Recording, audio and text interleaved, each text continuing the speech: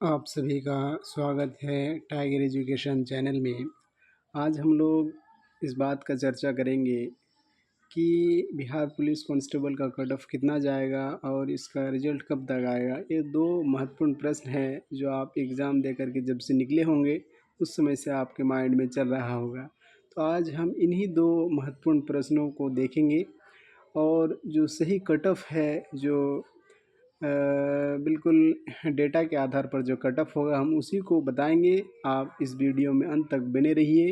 अगर आप इस चैनल पर नए आए हैं तो इस चैनल को ज़रूर सब्सक्राइब करें। देखिए,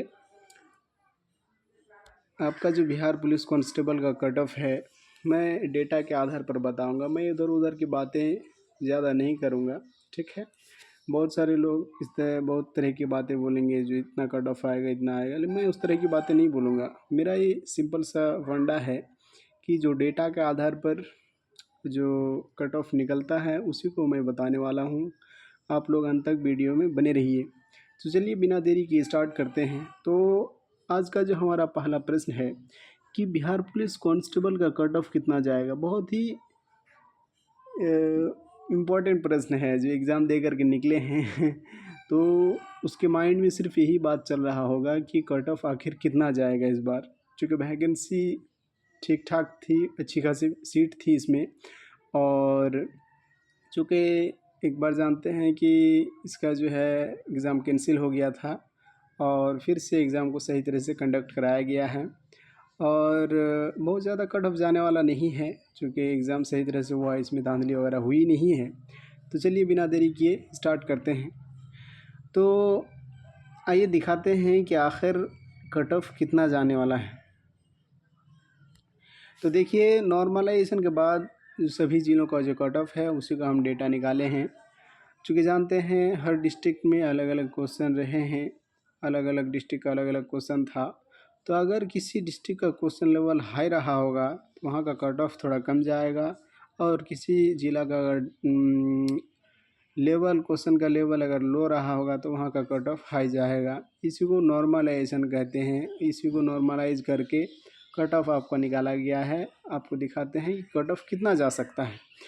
चलिए देखिए, जो यूआर कैटेगरी है, यानी कि जो जनरल कैटेगरी है, उसका कट ऑफ ज़्यादा से ज़्यादा 60 से 65 तक ही जाएगा, इससे ज़्यादा जाने वाला नहीं है। आप चाहें अलग अलग यूट्यूबर्स का वीडियो देख लेंगे तो आपको मालूम चल जाएगा, लगभग में लोग इतने ही बताते होंगे। और जो रियल है डेटा के आधार पर कि जो जनरल कैटेगरी है उसका 60 से 65 के बीच में ही रहेगा। अब हम बताते हैं ओबीसी में। तो ओबीसी का कट ऑफ जो है मेल का, सबसे पहले हम मेल का ही बताते हैं, 58 से 63 के बीच में ही रहेगा, इससे ज़्यादा जाने वाला है नहीं। समझ रहे हैं, चूँकि सीट अच्छी खासी थी तो कट ऑफ ज़्यादा हाई जाने वाला नहीं है। और एग्ज़ाम भी जो है सही तरह से लिया गया है, इसमें धांधली वगैरह नहीं हुई है।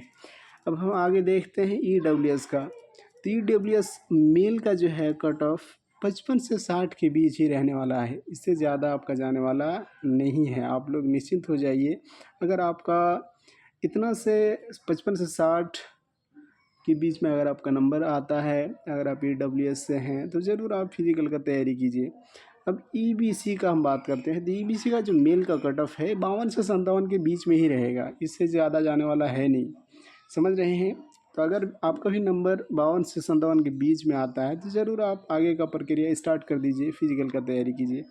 अब हम एससी का बात करते हैं। तो एससी का कट ऑफ जो है वही 50 से 55 के अंडर में ही रहेगा, इससे ज़्यादा जाने वाला है नहीं। अगर हम एसटी का बात करें तो एसटी का जो है कट ऑफ 50 से 55 के बीच, यानी कि एससी एसटी का लगभग में मेल का दोनों का बराबर ही रहेगा। समझ रहे हैं। अब हम फीमेल का बात करते हैं। फीमेल का देखते हैं। तो फीमेल का जो है, जो जनरल कैटेगरी है उन लोग का 51 से 56 के बीच में ही रहेगा। फीमेल का ज़्यादा जाने वाला नहीं है कट ऑफ। तो आपका कट ऑफ अगर 51 से 56 के बीच में आता है, इतना अगर आपका नंबर आता है इतना के बीच में, तो आप ज़रूर आगे का प्रक्रिया स्टार्ट कीजिए, फिजिकल वगैरह का तैयारी करने लगिए।